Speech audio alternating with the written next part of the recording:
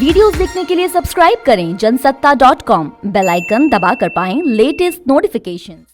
नमस्कार, स्वागत है आपका जनसत्ता पर। यूपी के एक गांव में 1000 टन सोने के भंडार होने की भविष्यवाणी करने वाले शोभन सरकार का निधन हो गया है।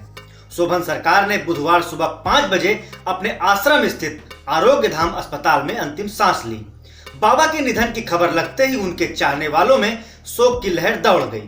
तो आइए जानते हैं कौन थे शोभन सरकार और 1000 टन सोने के भविष्यवाणी का क्या है पूरा मामला।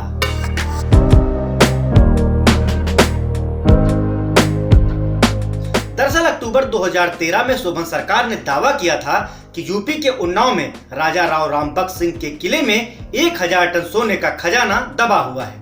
उन्होंने सरकार से सोना निकलवाने की बात कही। इसके बाद आर्कियोलॉजिकल सर्वे ऑफ इंडिया यानी कि ASI ने 18 अक्टूबर को खंडहर महल में खुदाई शुरू कर दी। करीब 1 महीने तक चली इस खुदाई का काम 19 नवंबर 2013 को पूरा हुआ। इस काम में सरकार के लाखों रुपए खर्च हो गए, लेकिन सोने का भंडार नहीं मिला और अंत में फिर खुदाई को रोकना पड़ा। हालांकि जिस शोभन सरकार के सपने के आधार पर ASI की टीम खजाने की तलाश में जुटी थी, उन्हीं का आज निधन हो गया है।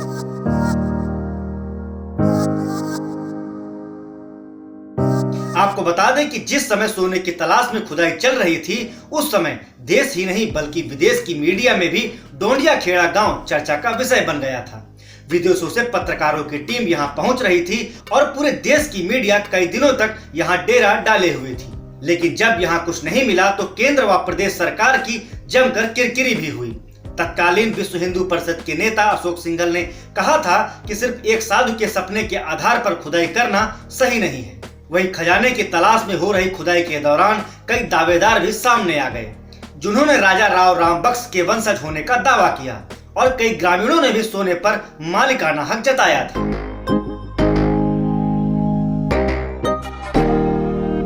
बताया जाता है कि शोभन सरकार का असली नाम महंत विरक्तानंद था। इनका जन्म कानपुर देहात के सिवली में हुआ था। पिता का नाम पंडित कैलाश नाथ तिवारी था और इन्होंने हाई स्कूल तक की पढ़ाई पूरी की थी। कहते हैं शोभन सरकार को 11 साल की उम्र में ही वैराग्य प्राप्त हो गया था। शोभन सरकार ने लोगों के लिए कई तरह के जनहित के काम भी किए। यही वजह है कि कानपुर ही नहीं बल्कि आसपास के कई जिलों में उनके अनुयायी भारी संख्या में फैले हुए हैं। बताया जाता है कि साल 2004 में शोभन सरकार ने कानपुर और उन्नाव के बीच एक नया पुल बनाने की मांग की थी, लेकिन सरकार ने उनकी मांग पर ध्यान नहीं दिया। इस पर शोभन सरकार ने भक्तों के चढ़ावे से पुल बनाने का फैसला कर लिया और कई ट्रक बिल्डिंग मटेरियल खरीद कर रख लिया। हालांकि बाद में सरकार को पुल बनवाने की घोषणा करनी पड़ी थी। उनके निधन पर कई राजनीतिक हस्तियों ने गहरा शोक जताया है।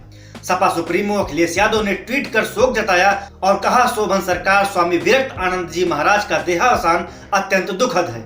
ईश्वर संत आत्मा को शांति एवं लाखों अनुयायियों को इस कठिन समय में शक्ति प्रदान करे।